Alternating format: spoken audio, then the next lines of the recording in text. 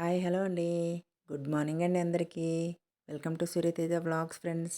ఈరోజైతే నా స్టైల్లో పూరి విత్ బొంబాయి చట్నీ అండి. ఇది శనగపిండితో చేస్తారు కదా, అదనమాట.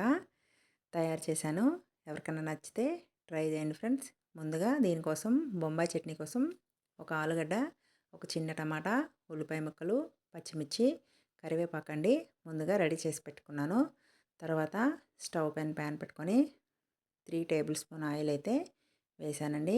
ఆయిల్ హీట్ అయిన తర్వాత ఒక స్పూన్ శనగపప్పు, హాఫ్ టేబుల్ స్పూన్ ఆవాలు, హాఫ్ టేబుల్ స్పూన్ జీలకర్ర కొంచెం ఫ్రై అవ్వనివ్వాలి. తర్వాత అందులో ముందుగా కట్ చేసి పెట్టుకున్న ఉల్లిపాయ ముక్కలు వేసుకోవాలండి. వేసుకొని కొంచెం గోల్డ్ కలరు వచ్చేంత వరకు వేయించాలన్నమాట. వేగిన తర్వాత ఇందులో పచ్చిమిర్చి అండి, పచ్చిమిర్చి వేసుకోవాలి. వేసుకొని వేగిన తర్వాత ఇందులో ముందుగా కట్ చేసి పెట్టుకున్న బంగాళదుంప ముక్కలండి వేసుకొని వేయించాలి. మంటనైతే మీడియం ఫ్లేమ్లోనే పెట్టండి. హై ఫ్లేమ్లో పెడితే ఇవనేవి ఉడకవన్నమాట, పచ్చి పచ్చిగా ఉంటాయి, వేగిపోయినట్టు మనకు అనిపిస్తుంది. మంటను మీడియం ఫ్లేమ్లోనే పెట్టుకొని వేయించుకోండి. ఇదైతే అదే స్పూన్తో 4 టేబుల్ స్పూన్ల శనగపిండి అండి. ఇది ముందుగా ఇందులో వాటర్ వేసి మెత్తగా కలుపుకొని పక్కన పెట్టుకోవాలండి. చూడండి, ఉండలు అయితే ఉండకూడదు, మెత్తగా కలిపేయండి. కలిపేసి దాన్ని పక్కన పెట్టుకోవాలి. చూడండి, ఈలోగా ఇదైతే వేగుతోంది మనకి.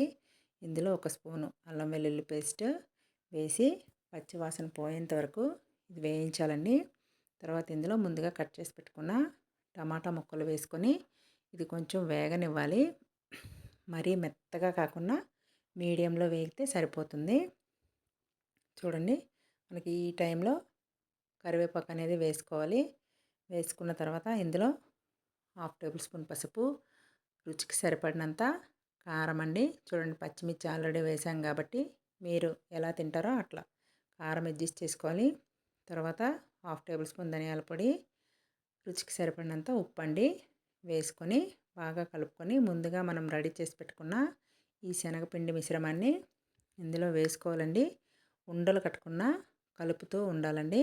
చూడండి, తర్వాత ఎక్స్ట్రా వాటర్ కూడా వేసుకోండి, మీకు ఎంత సరిపోతుంది అనుకుంటే అంత. చూడండి, ఇదైతే మంటనైతే మీడియం ఫ్లేమ్లోనే పెట్టండి. ఇది మెల్లగా ఉడుకుతుందనమాట, పచ్చి వాసన పోయేంత వరకు 2 మినిట్స్ ఉడికితే సరిపోతుందండి. తర్వాత కట్ చేసి పెట్టుకున్న కొత్తిమీరను వేసుకొని పక్కకు దించేయడం అండి. చూడండి, కలర్ఫుల్గా కనిపిస్తుంది కదా. హోటల్లో ఇలానే చేస్తారండి. నేనైతే ఎప్పుడు ఇలానే ప్రిపేర్ చేస్తాను. ఎవరికైనా నచ్చితే ట్రై చేయండి. చూడండి, దీన్నైతే పక్కన పెట్టేస్తున్నాను. అయిపోయింది. ఈ కన్సిస్టెంటీలో వస్తే మనకు అనేది పూరీ కర్రీ అనేది రెడీ అయిపోయినట్టే. చూడండి, దించేసాను అనమాట. తర్వాత పూరీ కోసం ముందుగా గోధుమ పిండి అండి కలుపుకొని పెట్టుకున్నాను. అందులో 2 టేబుల్ స్పూన్ ఉప్మా రవ్వ కూడా వేయండి. పూరీ అనేది బాగా వస్తుందనమాట. చూడండి, ముందుగా ఒక హాఫ్ అన్ అవర్ బిఫోరే పిండి కలుపుకొని పక్కన పెట్టుకున్నాను. ఇదేమో ఆయిల్ నిన్న వడలు వేశాను కదండి, మసాలా వడలు, అదే ఆయిల్ మిగిలితే అందులోనే పూరీ వేయిస్తున్నాను. చూడండి, పిండి అనేది వేయకూడదండి పూరీకి. కొంచెం ఆయిల్ వేసుకొని పూరీ పాముకుంటే బాగా వస్తుంది. పిండి పట్టేస్తే మళ్ళీ మంచిగా ఉండవు. చూడండి, ఆయిల్ బాగా హీట్ అవ్వనివ్వాలండి. హీట్ అయితే పూరీ అనేది మనకి పొంగుతుందనమాట. చూడండి, నా పూరీ అయితే పొంగుతుంది. చూడండి, చాలా టేస్టీగా ఉంటాయన్నమాట. ఉప్మా రవ్వ వేయడం వల్ల ఇవి క్రిస్పీగా ఉంటాయన్నమాట పూరీలు.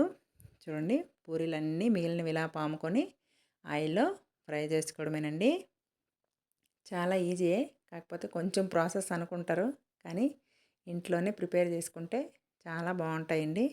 చూడండి, పూరీ అయితే చాలా మెత్తగా ఉన్నాయి కదా. నేనైతే మా అబ్బాయిని పిలిచాను. చూడండి, చాలా ఇష్టం ఆయనకి, వచ్చేసాడు. చూడండి, టేస్ట్ చేస్తున్నాడు.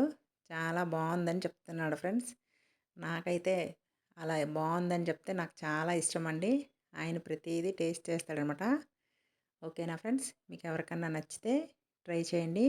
ఎలా వచ్చిందో కామెంట్ చేయండి ఫ్రెండ్స్. మా వీడియోస్ కనుక మీకు నచ్చినట్టయితే లైక్ చేయండి, షేర్ చేయండి, సబ్స్క్రైబ్ చేయండి friends. Thank you for watching friends. Bye అండి.